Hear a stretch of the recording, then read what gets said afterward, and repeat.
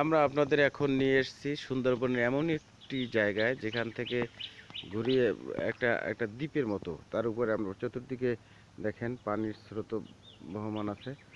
আর আমরা এদিক থেকে আরেকটু ডান দিকে যদি আমরা যাই, এটা একটি নৌকা, 500 মনের একটি নৌকা বলে এটাকে। এই নৌকায় গোলপাতা আনা হয় সুন্দরবন থেকে। এদিকে সুদূর বন দেখেন, এই ডান সাইডে পুরোটাই বন, এদিকটাও বন। এই যে সুন্দরবন, আমরা যেটাকে সুন্দরবন বলি, সুন্দরবন। সুন্দরবনের পাশ থেকে দেখবেন আশ্চর্যের বিষয়, একটা একটা লোক কীভাবে দেখেন সুন্দরবনের একেবারে বনের তীর থেকে সে তার নৌকায়, মাছের নৌকা সম্ভবত, হয়তো বা তার ওয়াইফ আর ছেলে আছে নৌকায় কাজ করে, আর নিজে নৌকা টেনে নিয়ে যাচ্ছে, আর ছেলে বউ এবং বাচ্চা তারা নৌকায় মাছ বাছাই করতেছে, হয়তো মাছ জঙ্গলে মাছ ধরেছে। একেবারে ফুল ফ্যামিলি গিয়ে মাছ ধরছে সে সুন্দরবনে।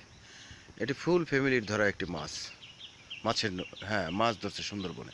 আমরা দেখতে পাচ্ছি সুন্দরবন, এটা হলো সুন্দরবন।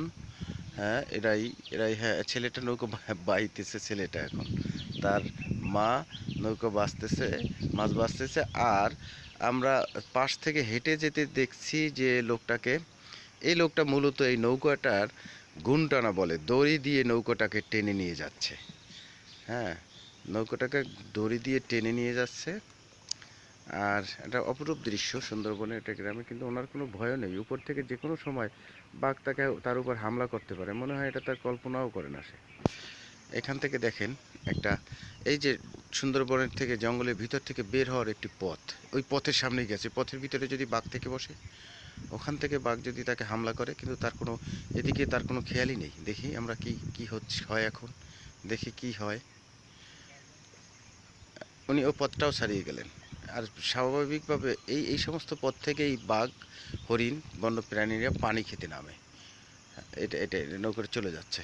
যাই হোক, আমরা ওদিকে আর যাব না, আমরা এদিকটাতে কি আছে দেখি। এটা সুন্দরবনের বাহির থেকে আসলে শুধু গাছ আর গাছ, ভিতরে আমরা বাহির থেকে যা দেখছি ভিতরে ওরকমই শুধু গাছ আর গাছ। আর এদিকে কি আছে, এদিকে এদিকে অনেক নৌকা আছে, যারা এই নৌকাগুলো, এই বোটগুলো তারা এখানে মেরামতের জন্য রেখেছে এই দ্বীপটুকুর উপরে। হ্যাঁ, এই নৌকাটুকু দ্বীপটার উপরে মেরামতের জন্য রেখেছে।